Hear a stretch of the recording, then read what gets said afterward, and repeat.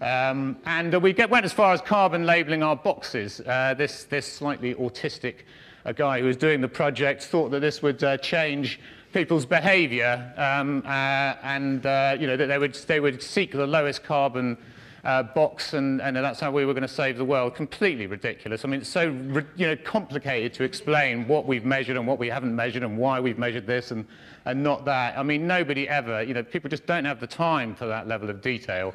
And I think I'm responding to what I've heard a couple of times today already, is that I think people respond on emotional levels. There are, as I say, a small number of slightly autistic men who kind of get into this sort of stuff, but it's not really many people, and they tend not to be the ones doing the shopping anyway.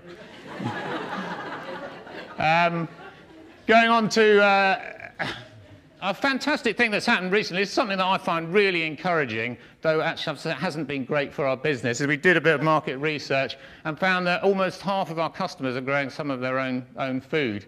Only 5% grow a lot, but 38% grow quite a bit, and a few are planning to soon, and only 11% aren't interested at all. This is a massive change. I mean, okay, our customers are, if I rat in a moment here, that our customers are a bit odd. They're not sort of representative of the whole, but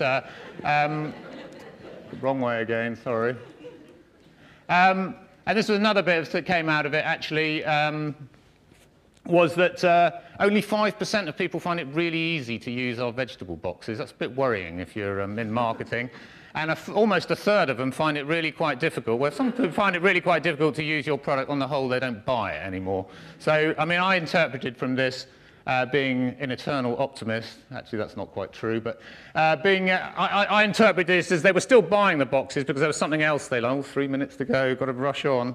And they like us as a business. They like what we're communicating and what we're standing for. So, moving on. But we need to get that across in more kind of active ways, not in that sort of numerical way, but in terms of, I'm convinced, in terms of people actually doing things. So this is a group of about 100 of my customers who signed up to be artichokees, members of my artichoke club. Artichokes were going to be struck off the list on the farm because they didn't make any money. I love growing them. So I invited these people to come along and help me, and we dug up the old plants, split them up, planted them out in the fields, weeded them, and then harvested them starting about 6 weeks ago, cooked them together and ate them in the field outside my bus. And this is the sort of activity, it was just a fantastically rewarding experience, I have to say, somewhat emotionally draining. All sorts of people came along, from an investment banker. Actually, the one that I kind of felt like, there was one father came along with his daughter, and he was obviously divorced, and this was the only time he got to see his daughter at the weekend. And you can imagine, I've got a few friends who are in that situation. And he came down and he did this every weekend with his daughter. And his daughter was only 11. She worked all weekend incredibly hard. And this was obviously a real kind of bonding experience for them. And they made lots of friends as well. Actually, it was the whole thing of doing something together outside. They all camped together and we ate in the field kitchen in the evening. Was very rewarding. So here is the field kitchen. It's my final sort of slides. I was wandering around last weekend and I happened to have the camera, and I came upon this scene. This is the field kitchen. We have the restaurant on the farm where Jane cooks. Inside there are about 80 people having lunch. Kind of spilling out of this end, there were some children playing around with some toys that they'd put together. And down the other end was my father's completely anarchic apple pressing day. And so there they are inside enjoying lunch. And there's my father, the elderly gentleman with his back to the kind of shantytown shed. And behind with the smoke, they're actually pasteurizing the juice. So here we are, juicing the apples, making them into that pulp, putting them in the press. Out comes the juice, bottling it, and then this, where they pasteurize it.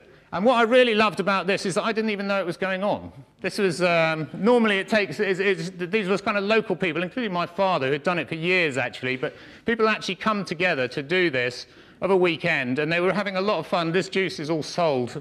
I'm not sure, I don't think we've killed anyone yet, but it's all sold and the money all goes to Oxfam. It's a kind of charitable thing, but people do it because it's fun and it's outside, not because, and I'm sure this ties in with messages, people are kind of imbibing messages about nature, but really they're doing it because it's fun. And I'm absolutely convinced that the future of our business, that's a close-up of, that's the old, the inside of washing machines with fires inside them. It was the field kitchen again, and that's the end. Yeah, so they're doing it. I'm convinced that this success of our business, but getting our messages across, is all about doing things with people and having fun with them, and if possible, as much of that as possible being outside.